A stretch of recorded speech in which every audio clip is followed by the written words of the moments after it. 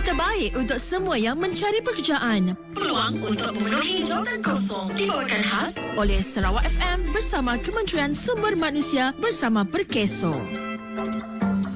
Di Kuching, QL Livestock Farming dan Berhad Kuching memperlawa penduduk tempatan untuk mengisi 30 kekosongan sebagai pekerja am dalam sektor penternakan ayam di bau, gaji RM57.69 sehari. QL Livestock Farming dan Berhad Kuching memperlawa penduduk tempatan untuk mengisi 50 kekosongan sebagai pekerja am dalam sektor pembuatan dan pemprosesan ayam di Kota Semarahan, gaji RM57.69 sehari. QL Livestock Farming dan Berhad Kuching memperlawa penduduk tempatan untuk mengisi 50 kekosongan sebagai pekerja am dalam sektor penternakan ayam di Kuching, gaji RM57.69 sehari. LTJ Buildings dan Berhad Kuching memperlawa penduduk tempatan untuk mengisi 20 kekosongan sebagai pekerja am dalam sektor pembinaan di Kuching, gaji RM1,500 sebulan.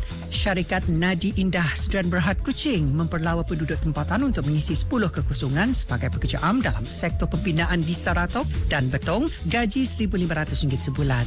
ZYS Constructions dan Berhad Kuching memperlawa penduduk tempatan untuk mengisi 150 kekosongan sebagai pekerja am dalam sektor pembinaan di Kuching, gaji RM1,500 sebulan. Alliance Rice Constructions dan Berhad Kuching memperlawa penduduk tempatan untuk mengisi 100 kekosongan sebagai pekerja am dalam sektor pembinaan di Kuching, gaji RM1,500 sebulan.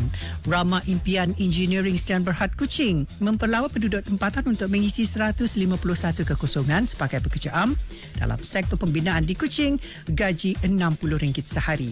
Hornbill Agriculture dan Berhad memperlawa penduduk tempatan untuk mengisi 20 kekosongan sebagai pekerja am dalam sektor pertanian sayur-sayuran dan buah-buahan di Kuching, gaji RM1,500 sebulan. Jawatan kosong di Bintulu. Hello Cafe and Bistro Bintulu memperlawa penduduk tempatan untuk mengisi pelbagai kekosongan dalam sektor perkhidmatan kedai kafe di Bintulu, gaji RM1,500 hingga RM2,000 sebulan.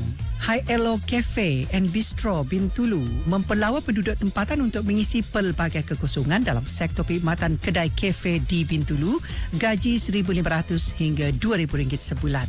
Kosong di Miri, Restoran Muaras dan Berhad Miri memperlawa penduduk tempatan untuk mengisi 10 kekosongan sebagai pekerja am dalam sektor perkhidmatan restoran di Miri, gaji RM57.70 sehari. SOP Plantation, Suais dan Berhad Miri memperlawa penduduk tempatan untuk mengisi 100 kekosongan sebagai pekerja am dalam sektor peladangan kelapa sawit di Miri, gaji RM57.69 sehari.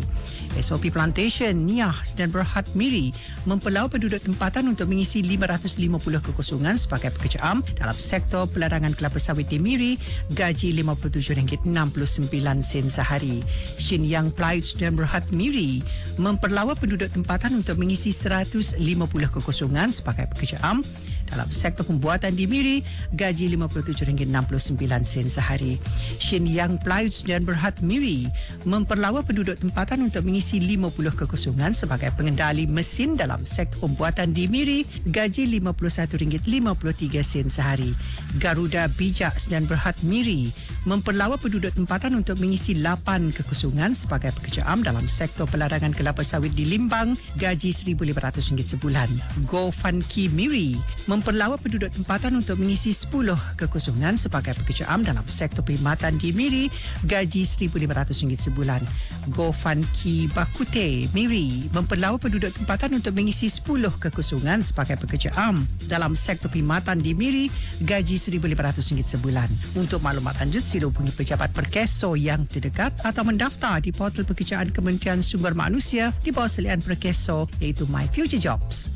Berita baik untuk semua yang mencari pekerjaan. Peluang untuk memenuhi jawatan kosong dibawakan khas oleh Sarawak FM bersama Kementerian Sumber Manusia bersama Perkeso.